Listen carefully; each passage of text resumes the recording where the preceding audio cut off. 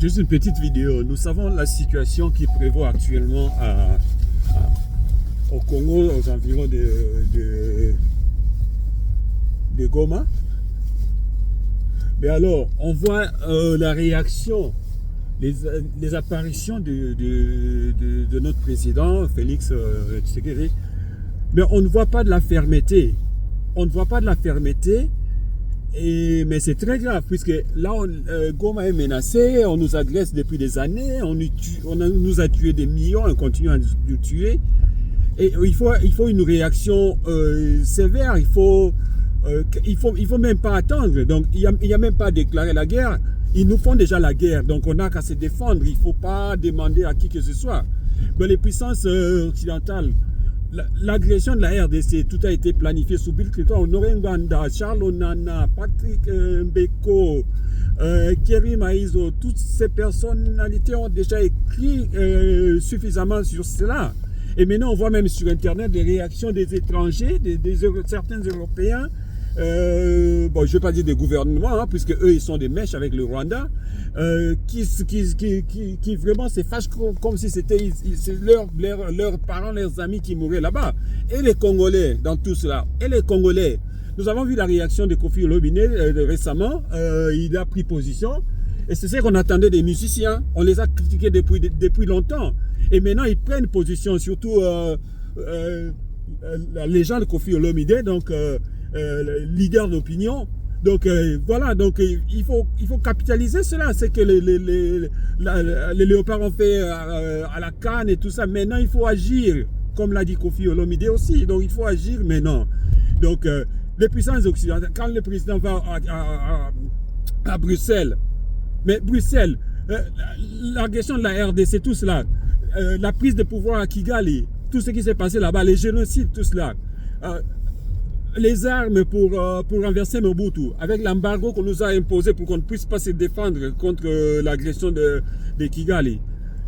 Donc tout cela, c'est à partir de Bill Clinton, et la Grande-Bretagne est là-dedans, donc les pays européens, la Belgique, la France, maintenant on l'a vu avec Sarkozy et maintenant avec Macron, donc ils sont carrément alignés. Les pays européens sont de toute façon vassalisés, hein, ils sont alignés derrière Washington, ils font ce que Washington veut. Et donc, aller là-bas et penser que c'est eux qui vont apporter la solution. On a vu ce qui se passe en Ukraine, non? Ils signent des accords et tout cela. Et maintenant, ils disent que les accords qu'ils avaient signés avec la Russie, tout cela, c'était juste pour leur permettre d'armer les Ukrainiens. Et vous pensez bien, tous les accords qu'on a déjà eus, hein, qu'est-ce que ça a donné? Ça a permis de faire entrer ces rebelles, ces criminels dans l'armée et tout cela. Et ça n'a fait qu'empirer la situation. Et maintenant, s'ils veulent qu'on discute avec le Rwanda et tout ça, qu'est-ce que ça va donner? Ce sera juste pour qu'ils ne vont pas changer leur agenda. Vous voyez bien, la preuve, c'est que l'Union européenne vient de signer avec le Rwanda des accords pour l'exploitation des minerais et tout cela. Donc, ça veut tout dire. Moi, je l'ai toujours dit, la solution, c'est une solution à la syrienne. Donc, il faut chercher à prendre contact avec les puissances qui ne sont pas impliquées dans la déstabilisation de la RDC. Nous savons ce qui s'est passé en Libye. Hein? En Libye, disons, la Russie était contre. Si on avait fait ce que la Russie voulait, donc il n'y aurait pas eu renversement des régimes en Libye. Donc la Libye serait encore un pays prospère. Et là, ils ont vu qu'ils se sont fait rouler. Et quand il s'agissait de la Syrie, eh bien, ils ont agi. Hein? Et vous voyez que la Syrie continue d'exister comme État grâce aux Russes.